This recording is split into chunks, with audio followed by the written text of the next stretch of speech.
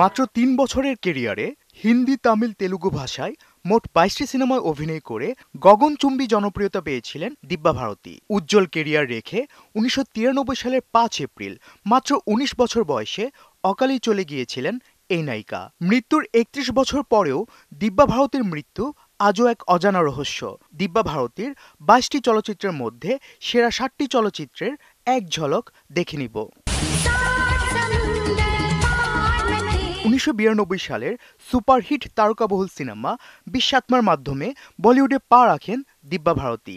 রাজীব রায় পরিচালিত এই সিনেমায় তার লিপে সাত সমুন্দর পার মে তেরে পিছে পিছে আগাই গানটি সে সময় ছিল সবার মুখে মুখে। প্রথম সিনেমায় নায়ক হিসেবে পান সানি দেওলকে।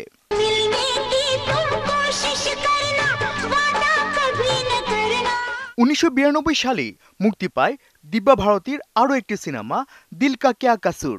সিনেমার প্রত্যেকটি গান শ্রোতাপ্রিয়তা পেলেও সিনেমাটি ব্যবসা সফল হয়নি। তবে এই সিনেমায় দিব্যা ভারতীর অভিনয় তাক লাগিয়ে দেয় সবাইকে। এতে তার বিপরীতে ছিলেন নবাগত নায়ক পৃথিবী। সিনেমাটি পরিচালনা করেন লরেন্স ডিসুজা। ১৯৯২ সালে superhit cinema Shola or Shabnam. David Dhawan পরিচালিত এই সিনেমায় দিব্যা ভারতীর বিপরীতে অভিনয় করেন গোবিন্দ। শাহরুখ খানের প্রথম মুক্তিপ্রাপ্ত সিনেমার নাম দিওয়ানা, আর এই সিনেমায় শাহরুখ খানের নায়িকা ছিলেন দিব্যা ভারত। সিনেমাটি মুক্তি পায় ১৯৯২ সালের ২৫ জুন।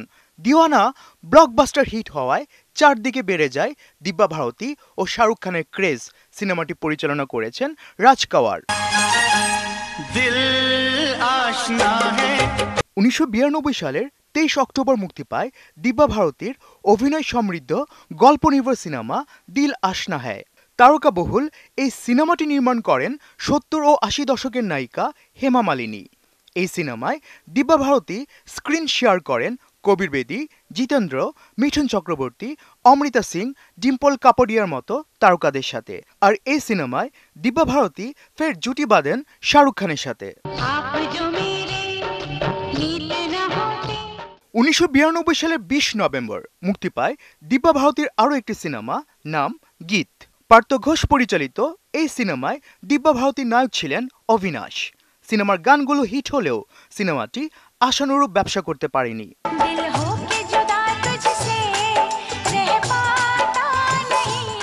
দিব্যা ভারতের মৃত্যুর পর ১৯৯৩ সালের ৯ জুলাই মুক্তি পায় মিউজিক্যাল হিট সিনেমা রাং।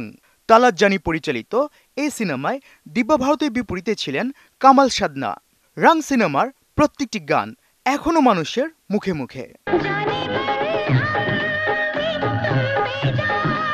বলিউড বিশেষজ্ঞদের অনেকেই মনে করেন মাত্র ৩ বছরে যে নায়িকা সাফল্যের এই উচ্চতায় উঠতে পারেন, বেঁচে থাকলে হয়তো আজকের দিনে তিনি মাধুরী অথবা শ্রীদেবীদের মতোই হয়ে উঠতেন বলিউডের আরেক কিংবদন্তি নায়িকা।